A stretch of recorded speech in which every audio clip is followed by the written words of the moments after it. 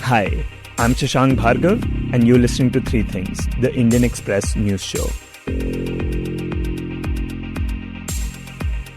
In this episode, we talk about a Dalit cook being boycotted in a school in Uttarakhand and getting fired right after. We also talk about India sending COVID-19 vaccines to Afghanistan.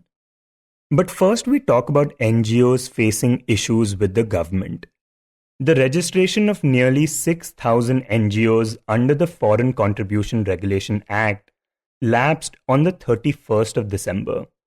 These include organizations whose renewals were denied by the government, like the Indian Medical Association and Oxfam, which is one of the world's leading charities and an organization that describes itself as a global anti-poverty and humanitarian group. In this segment, Indian Express's Deeptiman Tiwary, who reports on government agencies, joins us to talk about why so many FCRA renewals have lapsed and how they will impact these organizations. Deeptiman, to begin with, could you explain what the Foreign Contribution Regulation Act is and why are certain organizations required to register under it? Foreign Contribution Regulation Act was brought in 2010 and its rules were framed in 2011-12. And basically, this is a law which regulates foreign donations made to NGOs operating in India. Basically, NGOs or associations registered in India so that they can receive foreign donations. No organization engaged in any activity which is social, cultural, religious nature can receive foreign donations unless it is registered under this act, that is the Foreign Contribution Regulation Act. This act was brought to regulate and understand what kind of foreign donations are coming to what NGOs. All these NGOs are supposed to file annual returns, that is, give sort of an audit report of the amount of money that they received in foreign donations, how did they spend it. This is basically to regulate foreign donations so that the government, the country needs to know if any foreign money is coming into the country. It needs to know for what purpose it is coming, for what purpose it is being spent. Because given the nature of financial transactions across the world, if it is left unregulated, there could be money laundering, money could be siphoned into all kinds of activities which could be subversive to the security of the nation. So it is essential to regulate foreign money coming into the country. Even companies which receive foreign investments are regulated by RBI rules and norms. So every foreign money which comes into the country comes under some sort of a regulation. Foreign money which comes into NGOs comes under FCRA. And NGOs do have to renew their registrations under it. And we understand that the registration of 5,933 NGOs lapsed on December 31st. What are the prominent names among these NGOs and what are the reasons that their registration has lapsed? See, under FCRA, every NGO which applies for registration under FCRA gets it for 5 years. After every 5 years, it has to renew its registration. So in this particular case, MHA had given a deadline of December 31 to NGOs whose FCRA registration was getting lapsed between September 29, 2020 till December 31, 2021. December 31 was the last date of validity of their registration under FCRA. In this period, they were supposed to apply for renewal before the due date of their respective NGOs expiring under FCRA. Now, on December 31 midnight, what happened? That registration of 5,933 NGOs lapsed. According to MHA, these lapsed because of two reasons. Either the NGOs did not apply for renewal before the due date, or once whatever applications were received by MHA, once they were scrutinized and their accounts were scrutinized, certain irregularities were found and so renewal was not granted upon discretion of MHA. According to MHA, of these 5,933 NGOs, 5,789 actually did not apply for renewal. So in any case, their renewal would lapse. Those which applied, which are around 179, they were rejected because there were some irregularities in their account. Now, two of the prominent NGOs among these are Oxfam India and Indian Medical Association, whose registration lapsed on December 31. There are many more, but we do not have a confirmation from Ministry of Home Affairs about whether their registration lapsed on December 31 or before that. Okay, so you talked about two categories of NGOs, one that didn't apply for the renewals and the other whose renewals were rejected by the government. Now, among the ones that the government rejected, do we see anything common between them? Any patterns there?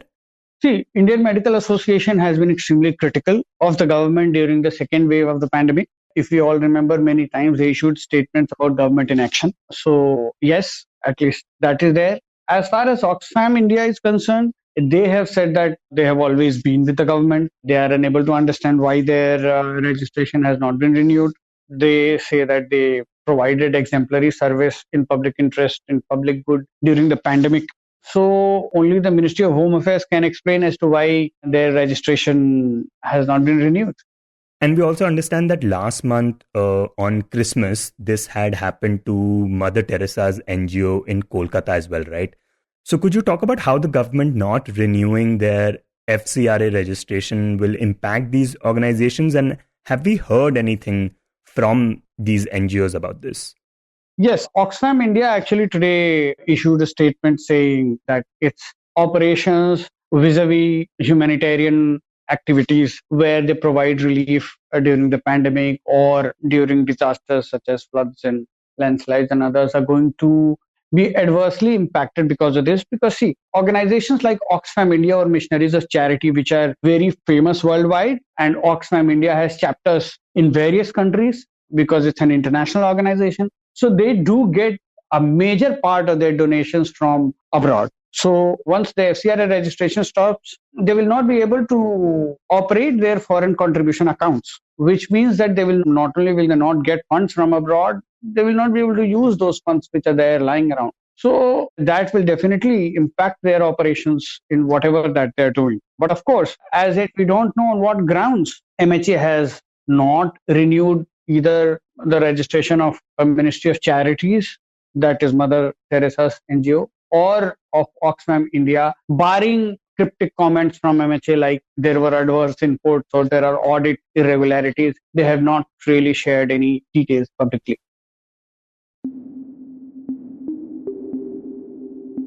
And next we talk about a controversy involving a cook belonging to the Dalit community and the discrimination she has faced.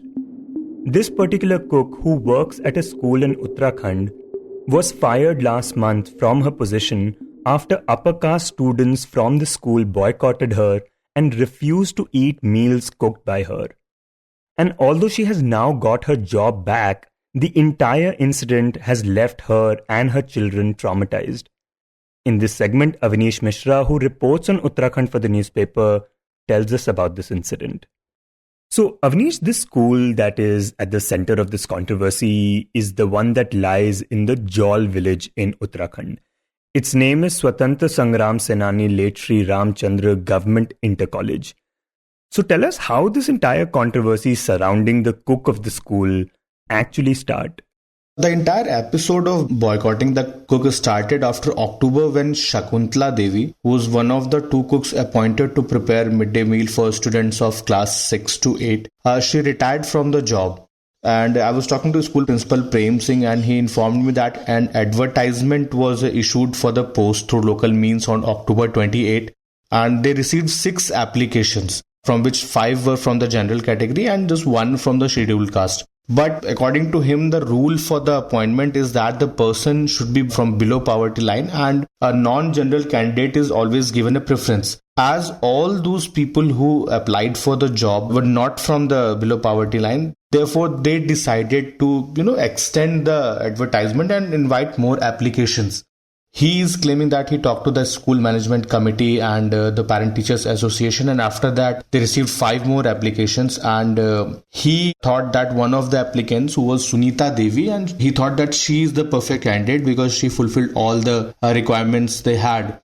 She fulfilled all the basic requirements, which included belonging from the BPL category and the scheduled caste. But some of the parents had an objection to appointment of a Dalit cook, and they kind of agreed on the name of another woman who belonged to upper caste. But because the reason behind choosing that woman was that she belonged to an upper caste, some of the parents belonging to the Dalit community walked out of that meeting. And because of them walking out, the majority agreed on the name of the other cook who belonged to a general category, and they decided that she is going to be the next cook. But when the principal came to know about this, as the principal was not present in that meeting, he decided that that woman did not fulfill all the requirements because the priority should be given to a SC category candidate. Yeah, and one of the things that you actually point out in your piece is that the school has not actually had a cook belonging to the non-general category for some time now. Exactly. I asked the school authorities when was the last time when a Dalit cook was appointed for the school, and they told me that as far as they can recall, the school did not have a Dalit cook for over the last 10 years. Even when the priority should be given to a Dalit person because that is a requirement of the job. But they did not have an answer as to why that did not happen, probably because of some local politics or the preferences of the people of the community. But this is a truth that for a very long time a Dalit cook was not appointed in that school. And precisely that was the reason an objection was raised by some of the parents. But when the principal came to know about this, he said that I cannot do this unless I have an NOC from all the other candidates. And because there was no NOC, the principal decided to appoint Sunita Devi as the cook, and he claims that he sent the documents to the district administration and the education department administration for approval. But before the approval can arrive to the school, the cook Sunita Devi started working, and that was December 13.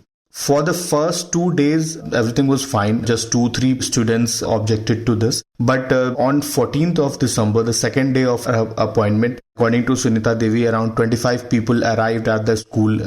Those 25 people included some of the parents whose children were students in that school, and they created a ruckus. They objected to the appointment of Dalit cook, saying that this is a disrespect to them, and because a person of a lower caste is preparing their food, their children are not going to eat that. And the children did comply with this, right? They refused to eat the food cooked by Sunita Devi.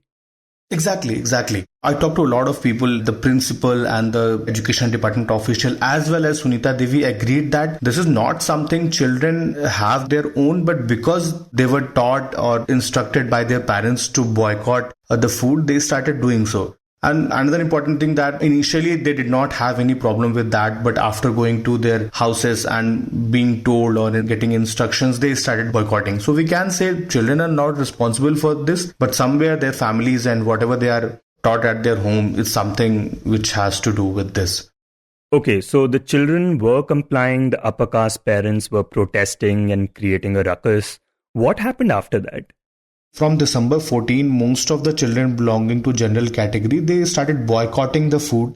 And because of that, children belonging to the scheduled caste, they also decided to not eat food prepared by a non-Dalit cook, because they said that if they are not eating food prepared by someone belonging to our caste, then why shouldn't we do the same? So there was a huge this caste divide within the school.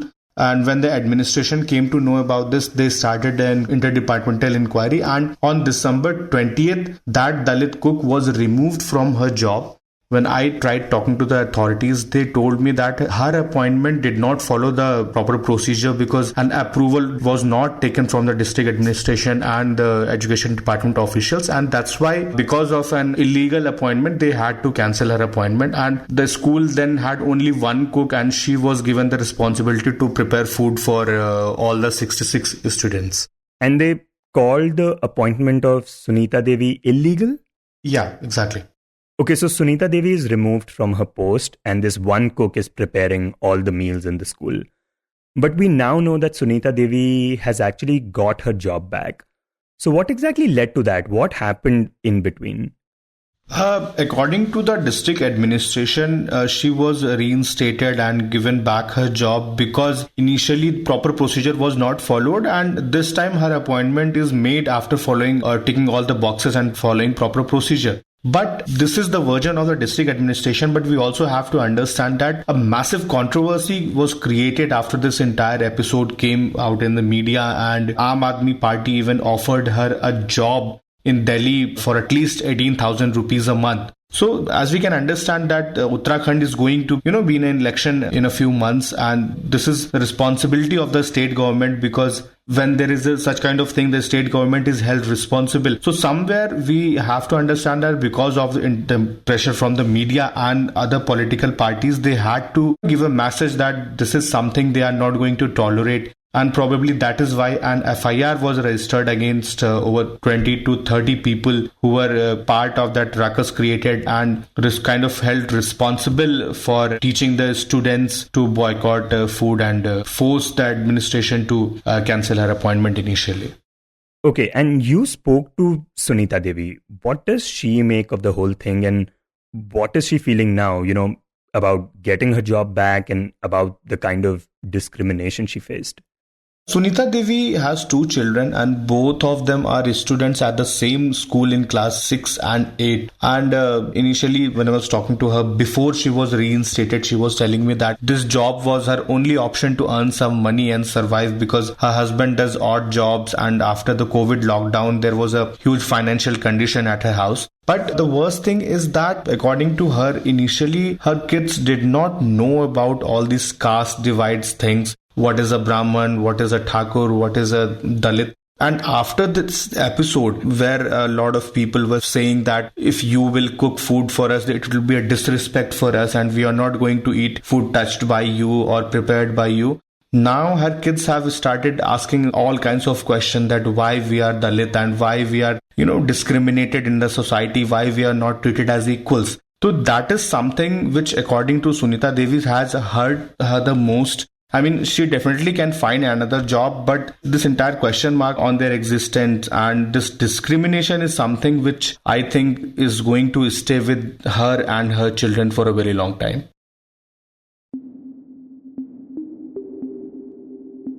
And in the end, we talk about Afghanistan. On Saturday, India sent 5 lakh doses of Covaxin to the country as a gift for the people of Afghanistan. This was the first time that India sent COVID-19 vaccines to the country since the Taliban took over Kabul in the middle of August last year. Now, apart from this, last month India had also sent other life-saving medicines to a children's hospital in Kabul. Both these aids are part of India's attempt to help the people of Afghanistan and maintain historic ties, but also ensuring that it keeps a distance from the Taliban, which, as we know, is an Islamist fundamentalist group with a terrible human rights record. In this segment, Indian Express's associate editor Shubhajit Roy joins us to talk about these efforts by India and its relationship with Afghanistan. Shubhajit, India has now sent Covaxin doses to Afghanistan, and it had also sent medical aid last month as well. Could you talk about what has been India's thinking behind doing this, considering that it has always wanted to maintain a distance from the Taliban? Yeah, Sashank. So essentially, the idea is India has had a relationship with Afghanistan before the Taliban regime came to power. But now that it's been a long relationship where India has spent almost $3 billion of money in developing infrastructure, development projects, schools, hospitals, dams. So India wants to continue helping people of Afghanistan. So keeping that in mind, the government decided that it should send food grains, essential medicines, life-saving medicines, and now vaccines. So it has already approached Pakistan to send about 50,000 metric tons of wheat to Afghanistan by road. It sent some 1.6 metric tons of essential life-saving medicines last month. And now it has sent about 5 lakh Covaxin, COVID-19 vaccines to Afghanistan. Now, this is not the first time India has sent vaccines to Afghanistan. Last year, in the month of February and March, it had sent just over 9 lakh Covishield vaccines. And now India intends to send another 5 lakh doses of vaccines to the people of Afghanistan. How they will be used, that's beyond Indian government's control. But so far, about 14 lakh doses of vaccines have been sent to Afghanistan. Yeah, so as you write, India is clearly making a distinction between Afghanistan and its people and the Taliban, which right now is in control of the country. But could you take this moment to remind listeners why India wants to maintain that distance from the Taliban? Well, the Taliban has a history with India and its record in human rights, including how it treats its minorities, how it treats its women. It's quite well known. And when it was in power between 96 to 2001, it was quite public. And again, when now it has come to power since mid August, we have seen that people have fled the country, women are not being allowed to work or pursue higher education, or even if schools are being opened, it's very sporadic, it's not universal, and women are not allowed to go out. They're supposed to be in a very conservative environment. So, in that kind of a situation, India has its red lines when it comes to engaging with the Taliban. Having said that, India wants to engage with the people of Afghanistan. So it has to do this balancing act or a very tightrope walk between helping people of Afghanistan while not helping or not sort of legitimizing the regime in Afghanistan, which is led by the Taliban, which is controlled by the Taliban. But that's easier said than done. So it wants to build on the relationship it has built over the last several years, and especially in the last 2 decades, when it, as I said, invested over $3 billion of money, taxpayers' money, Indian government's money, public money, in developing infrastructure in Afghanistan. Also, India has a strategic interest in stability and peace in Afghanistan because it's in the neighborhood, and it doesn't want rise in extremism or rise in terrorism and affect its people. So therefore, India is concerned about those issues. And Afghanistan's proximity to Pakistan is a big factor in all this, right? Absolutely, because Pakistan's ISI controls the levers to the Taliban and the Haqqani network, which has been the Pakistan ISI's sort of stooge. They are in key positions in power, including the defense and security agencies and major governors in Afghanistan.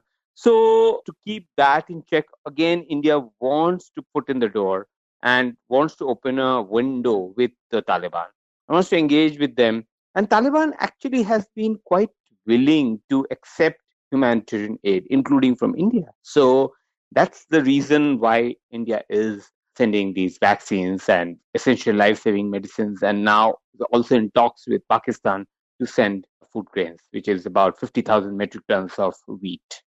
And Shubhajit, you mentioned that India wanting to maintain distance with the Taliban is going to be tricky, especially when it's sending vaccines and medical aid to Afghanistan.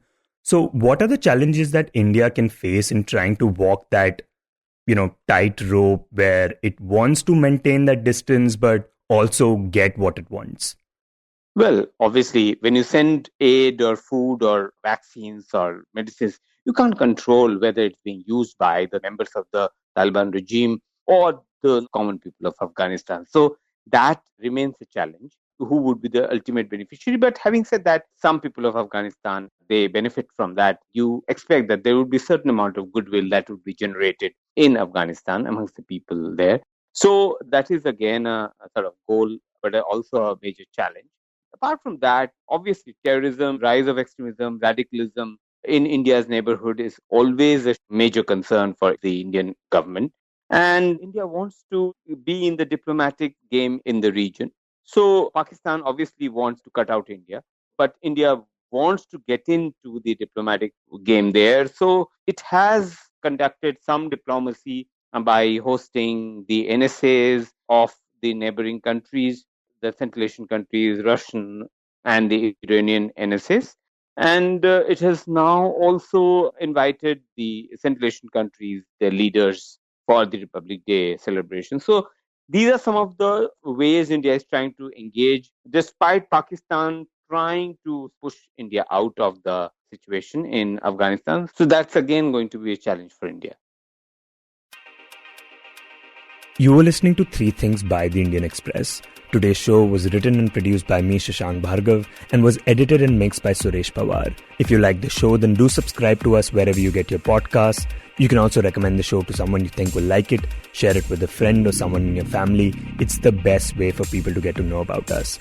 You can tweet us at Express Podcasts and write to us at podcasts@indianexpress.com.